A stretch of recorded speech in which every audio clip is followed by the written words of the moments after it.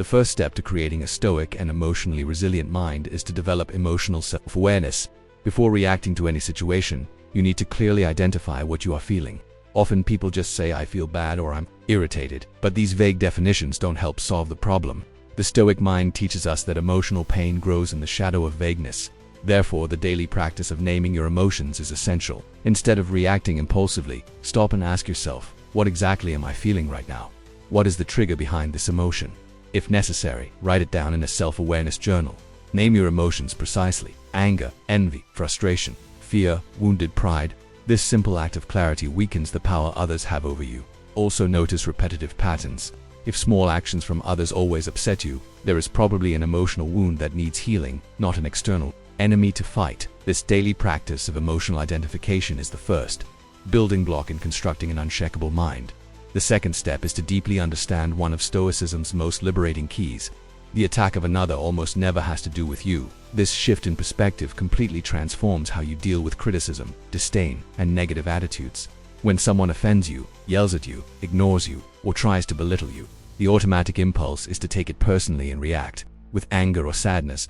But the Stoic mind does exactly the opposite. It interprets the other person's behavior as a reflection of the internal pain they carry. This doesn't mean accepting abuse or being passive in the face of injustice, but rather stopping the internalization of the problem as if it were your fault.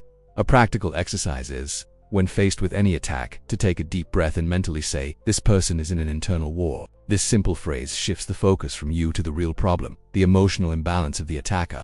This attitude brings clarity, breaks the cycle of reactivity, and returns control of the situation to you. The more you train this mindset, the less you get contaminated by others' chaos, and the stronger you become emotionally.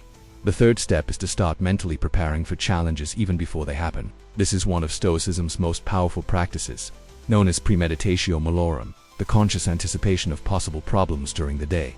The Stoic understands that it makes no sense to wait for chaos to arrive and only then try to react calmly. Preparation starts beforehand. Therefore, a simple and transformative exercise is, at the start of the day, to take a piece of paper and write, "What can throw me off balance today?" List situations that may irritate, frustrate, or emotionally shake you: an unexpected criticism, a delay, a demand, a personal failure. Then, next to each item, write, "How can I respond to this calmly?" This practice trains the brain to build conscious responses before the automatic impulse appears. So, when the situation really happens, you will already be mentally prepared. The difference between those who react impulsively and those who respond wisely often lies in this invisible preparation, done behind the scenes of the mind. A Stoic warrior doesn't train only during battle. They strengthen themselves every day, even in calm moments. The fourth step is to learn to use silence as your most powerful weapon. Not every provocation deserves a response. Not every attack deserves a reaction. One of the greatest signs of a trained Stoic mind is precisely knowing when to keep silent. But this silence is not from someone feeling defeated or swallowing their pride. It is a strategic, conscious silence, filled with emotional authority. When someone tries to provoke you expecting an outburst and you simply observe without giving stage 2 disrespect, the situation immediately loses strength. Silence disarms. It communicates something powerful without you needing to say a single word. "I am too great to stoop that low." In practice, this means resisting the urge to reply to passive-aggressive comments, ignoring indirect insults at work, avoiding unnecessary arguments. Every time you choose strategic silence, you save emotional energy and reinforce your own inner peace. The emotionally fragile shout, justify themselves, react impulsively. The emotionally resilient choose where it's worth spending their energy. Well-used silence is the shout of a trained mind.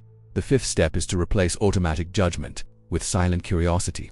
Judging others' behavior is easy, quick, and instinctive. But it is also one of the most effective ways to lose your own inner peace. The Stoic mind chooses a smarter, quieter path. Instead of labeling someone as arrogant, malicious, or ungrateful, it asks an internal question that changes everything. What might this person have experienced to act this way? This shift takes you out of attack mode and puts you in observation mode. Instead of reacting with anger, you start seeing the human being behind the difficult behavior. This doesn't mean being naive or permissive, but rather protecting your emotional peace by not contaminating yourself with feelings like contempt or hatred. In practice, whenever someone acts in a way that would normally irritate you, do this. Exercise, pause, breathe, and ask yourself what might be behind that attitude. It could be fear, insecurity, trauma, or despair. This curious, silent, and compassionate gaze frees you from the emotional burden judgment brings and prevents you from carrying unnecessary grudges. Over time, you realize those who observe with wisdom react much more intelligently.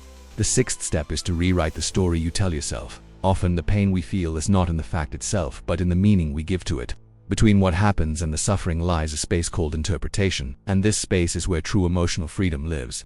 The Stoic mind understands that we choose the internal script we follow after each event. When something goes wrong, when we are rejected, ignored, or criticized, it's natural for our first reaction to come with a self-destructive narrative. I'm not good enough. People always hurt me. Everything goes wrong for me. But the Stoic interrupts this cycle at its root.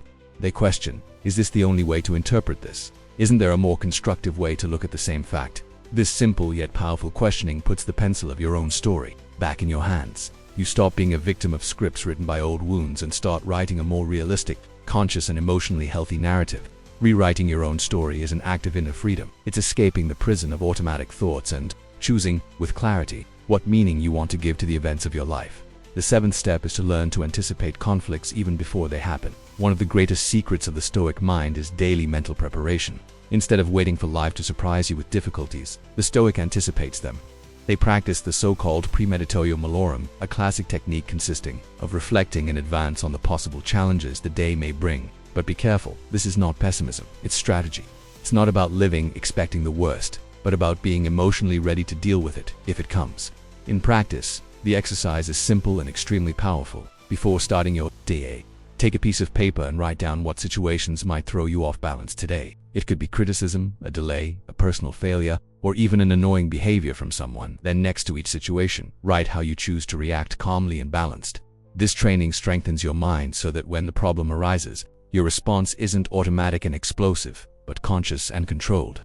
The Stoic wins many battles even before they start because they have already rehearsed emotionally each one. The more you practice this anticipation, the more prepared you will be for life's challenges and the less vulnerable you will be to external provocations. The eighth step is to transform judgments into silent curiosity. Judging others is a quick, automatic, and often poisonous reaction.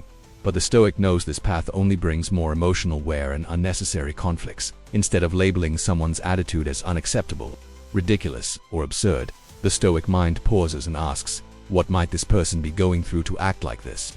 This shift is not naivety, it's emotional intelligence, in its purest form.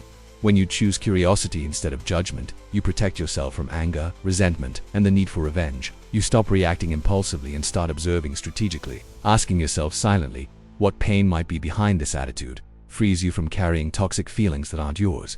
This silent curiosity doesn't mean tolerating abuse or nullifying yourself, but choosing an internal state of lightness and control. It's an act of emotional self-defense that, over time, becomes a liberating habit.